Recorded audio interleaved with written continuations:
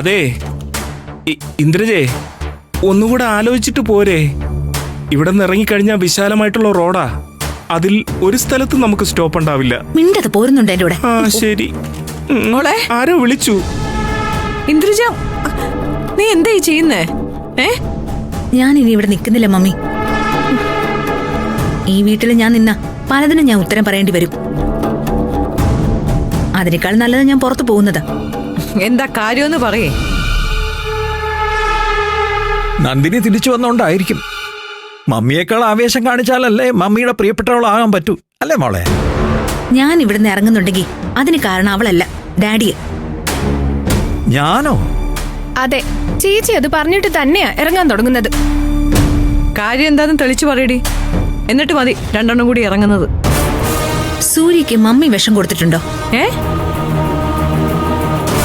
ഇല്ലല്ലോ. പക്ഷേ ഈ വീട്ടിൽ ആരോ സൂര്യക്ക് വിഷം കൊടുത്തു എന്നാ ഡാഡി പറയുന്ന. ഞാൻ അങ്ങനെ ആരോട് പറഞ്ഞു? നന്ദിനിയോട് പറഞ്ഞില്ലേ? നിഷേധിക്കാൻ പറ്റുമോ ഡാഡിക്ക്? ഈ വീട്ടിൽ ആരെയാ ഡാഡി സൂര്യയുടെ ശത്രുക്കളായിട്ട് കാണുന്നത്? അവനെ കൊല്ലാൻ ആര് ശ്രമിക്കുന്നു എന്നാ ഡാഡി പറഞ്ഞത്.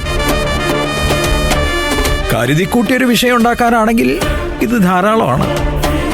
പക്ഷേ ഞാൻ നന്ദിനിയോട് സംസാരിച്ചത് നിങ്ങൾ ആര് കേട്ടാലും ശരി, സൂര്യയുടെ ശരീരത്തിൽ വിഷാംശമുണ്ട്, അത് കണ്ടുപിടിക്കണമെന്ന് മാത്രമാണ് പറഞ്ഞത്.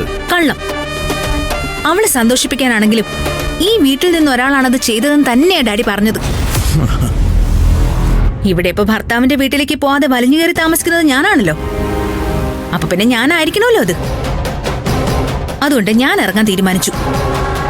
പറ്റില്ല. എന്തുകൊണ്ട് പറ്റില്ല?